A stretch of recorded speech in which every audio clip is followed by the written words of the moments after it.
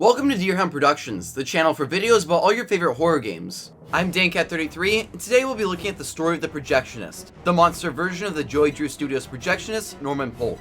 Joey Drew Studios was an animation studio established in 1929 by two men, Joey Drew and the talented animator Henry Stein.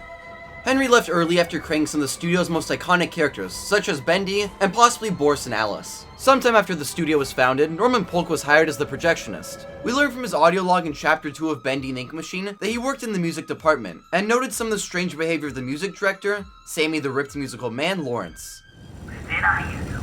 He starts up my projector and he dashes from the projection booth and down to the recording studio like the little devil himself was chasing behind. A few seconds later, projector turns on. But Sammy, oh no, he don't come out for a long time. This man is weird. Crazy weird. Despite how weird this was, Norman didn't bring it up with Joey Drew, since he was also strange. Norman's audio log in Chapter 3 mentions that he seeks out the darker parts of the studio. No, I'm not looking for trouble. It's just the nature of us projectionists to seek out the dark places. You see, I've learned the ins and outs of this here studio. I know how to avoid being bothered by the likes of this company. That projectionist, they always say, creeping around. He's just looking for trouble. Well, trouble or not, I sees everything. They don't even know when I'm watching. Even when I'm right behind them. In the spin-off game, Boris and the Dark Survival, soon to become Lone Wolf, Norman has an audio log. I can't help but feel that I'm not the only one in my projection booth sometimes. It can get mighty dark some nights. But here's the part that really makes my mind swim. Every night, just as I'm picking up my coat, there's a deep groan rising up from the floor. One of these days, I'm gonna get my light and go see what's causing all the fuss below me.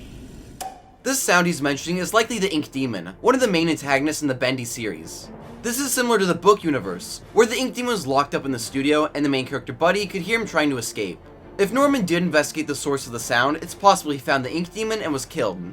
It's never made clear what exactly happened to him, but by the time of the series' main gameplay, he's become the Projectionist, an inky monster with a projector for a head. This version of Norman is much more animal-like, screaming and chasing anyone he encounters. As the years went by, the studio started to fall apart, and Joey Drew blamed Henry for abandoning their work. Using the ink machine developed by the Gen Corporation, Joey created an alternate universe known as the Cycle, where he tormented an ink replica of Henry. I know some people believe that this is the real Henry, however, Dark Revival's archive says an ink replica, and this is directly from the game, not from any characters who may or may not be trying to deceive us. So for now, I'll trust what the game is outright telling us until we get more information. In Bendy the Ink Machine, we play as the replica of Henry in one of the many variations of the cycle. In the third chapter of the game, Henry's forced to do Alice Angel's errands. When going to level 11, the Projectionist can be seen lurking before he walks away. Later, Henry has to travel down to level 14 and take ink hearts from the Projectionist. For whatever reason, the Projectionist is obsessed with ink hearts and is very protective of them.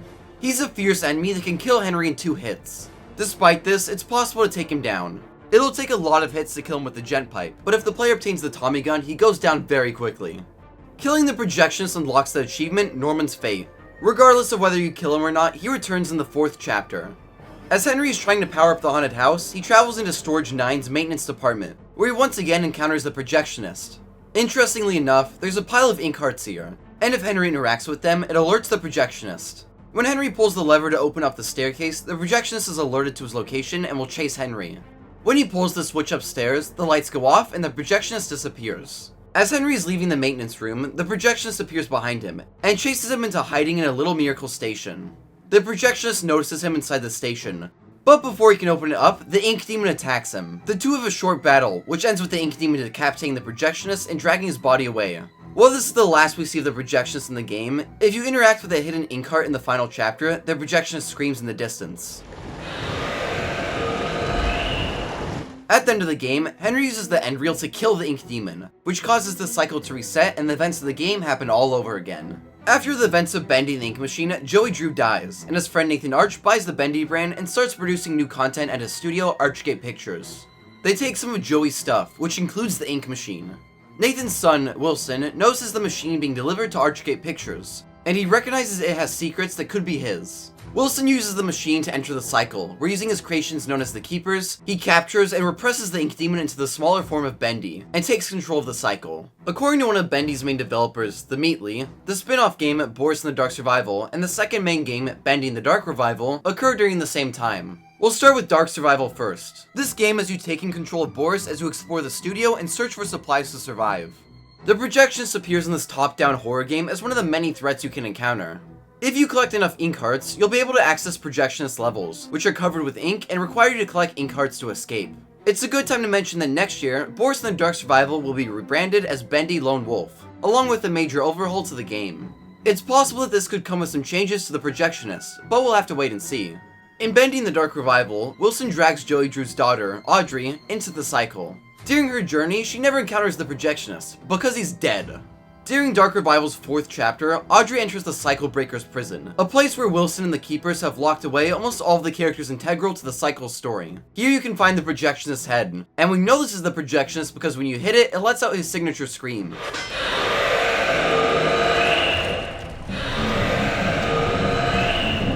So it seems like in Dark Revival, the Projectionist is dead. Kinda weird considering that Dark Survival takes place during the same time, yet he's alive in that entry. Lone Wolf may correct that, but we'll see. It's not made clear how the Projectionist died, but I think likely either the Keepers or the Ink Demon killed him. With combat being added to Lone Wolf, maybe even Boris killed him. Regardless, I'm hoping we see this elaborated upon in Lone Wolf. Toward the end of Dark Revival, Allison, Angel, and Tom set off to gather all their allies for a battle against the Ink Demon. If you return to the Cycle Breaker's prison, you'll notice that everyone is missing, and they've taken some items along with them, including the Projectionist's head. We'll see this expanded upon more in Bendy, the Cage. At the very end of the game, Audrey uses the Projectionist's head to play the end reel. And again, we know this is him, since it plays the same scream sound effect as the cycles reset. Audrey's returned to the real world and takes control of the cycle, making life more bearable for everyone inside. It's unclear as to what the Projectionist's fate is, but since the cycle is reset back to the start of Bendy the Ink Machine, he should still be alive. For now, those are all of the Projectionist's appearances in Bendy, but I'm hopeful we'll see him in future installments like Bendy 3 and the movie. I don't usually talk about non-canon entries in my story videos, but since the Projectionist was barely in Dark Revival, I might as well. Norman appears in the novel Dreams Come to Life and explains most of the studio's backstory to the main characters. And at the end of the novel, it's revealed that Sammy sacrificed him. In the 3rd book, Fade to Black, the Projectionist appears in the cycle, and similar to Bendy the Ink Machine, he battles the Ink Demon. According to the developers on Twitter, those entries are non-canon, but they still have some really enjoyable stories. The Projectionist's head also has a small cameo in the teaser game, Secrets of the Machine.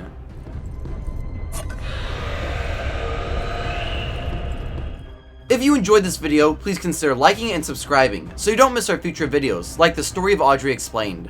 If you want to financially support us, then you can buy super thanks on this video or join our monthly membership. You get access to a ton of cool perks like badges next to your name, emojis you can use in the comments, priority response in comments, and when possible, we'll give members early access to our videos. Be sure to keep up with us on our socials linked in the description below. Thanks for watching and check out some of our other videos.